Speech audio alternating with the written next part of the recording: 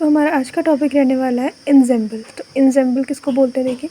An ensemble is defined as the collection of a large number of a microscopically identical but essentially independent system। अब देखिए सबसे पहले हमें ये समझना है कि सिस्टम हम किसको बोलते हैं। System is defined a collection of particle. मान लो यहाँ पे कोई कलेक्शन ऑफ पार्टिकल्स हैं जिनका कुछ ना कुछ प्रेशर है, कुछ ना कुछ वॉल्यूम है, कुछ ना कुछ टेम्परेचर है और एन यानी नंबर ऑफ़ पार्टिकल्स है। तो ये सब मिला के क्या बनाते हैं, एक सिस्टम बनाते हैं। और other than system all are surrounding. जो सिस्टम को हटा के जो सब कुछ होगा तो सराउंडिंग हो जाएगा। तो इंसेम्बल क्या होता है, इन छोटे छोटे सिस्टम्स का कलेक्शन होता है। जैसे ये अलग सिस्टम, ये अलग सिस्टम, ये अलग सिस्टम, तो इससे मिलके हमारा क्या बनता है, इंसेम्बल बनता है। अब देखिए इंसेम्बल वही पता है। अब इसके लिए जो मैंने लिखा है यहाँ पे को microscopically identical and essentially independent system.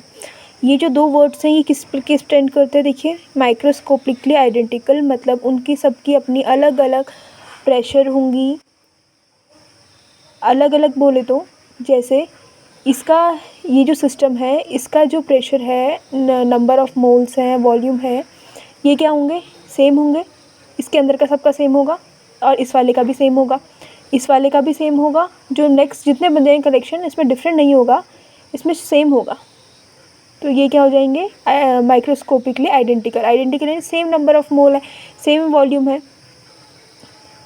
फिर उसके बाद से हो जाएगा इंडिपेंडेंट सिस्टम। इंडिपेंडेंट मीन्स ये दोनों एक दूसरे से इंटरेक्ट नहीं करेंगे। जैसे ये कलेक्शन ऑफ सिस्टम है तो ये नहीं होगा कि यहाँ पे वाला जो है हमारा वो इससे इंटरेक्ट कर ले।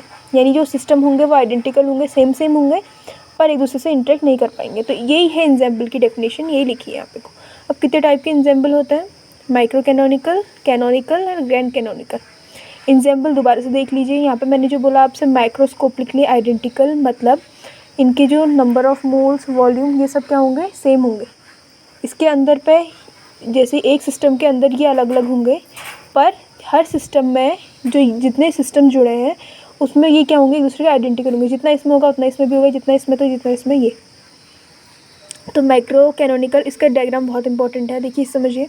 It is a collection of essentially independent system. ये तो इंडिपेंडेंट सिस्टम होगा हैविंग, यहाँ पे क्या होना चाहिए, same energy, same volume and same number of particle. E V N जो लिखा है मैंने यानी सेम होंगे। जितना इसका है उतना इसका भी होगा, जितना उसका इतना इसका, ये सेम होंगे। और दूसरा जो यहाँ पे को आपको दिखाया गया है कि ये सेपरेटेड होंगे एक रिजिड वॉल। रिजिड वॉल यानी कठोर दीवार के कारण जिससे इधर उधर नहीं जा सकते हैं।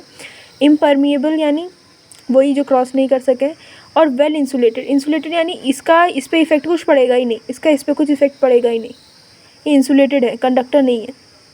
समझ आए। इंसेम्बल में क्या होता है, ये तो आइडेंटिकल होता है, सबके सेम होते हैं, पर माइक्रो कैनोनिकल में इसके एनर्जी, वॉल्यूम और नंबर ऑफ़ पार्टिकल्स ये सेम होते हैं। तो ये हो जाएगा माइक्रो कैनोनिकल। सेकेंड है canonical, is the collection of a large number of particle essentially independent system having same temperature. यहाँ पे क्या क्या सेम होता है, T, V1 और N यानी टेम्परेचर, वॉल्यूम और नंबर ऑफ़ पार्टिकल सेम होगा तो बनेगा कैनोनिकल। अब देखिए यहाँ पे को रिजिड वॉल तो है, पर ये जो आपस में क्या होता है यहाँ पे को क्या लिखा है देखिए, Indian system separated by rigid impermeable, जा तो नहीं सकते हैं पर कंडक्टिंग वॉल है, ये कंडक्टिंग कर सकते हैं, कंडक्शन हो सकता है, लेकिन उसमें कंडक्शन भी नहीं हो सकता है। बस इतना याद करना है। पहले वाला माइक्रो कैनोनिकल EVN सेम होंगे, EVN से आप लोग एक्सटेंड कर सकते हैं, यहाँ पे आ जाएगा TVN, यहाँ पे सेम होंगे।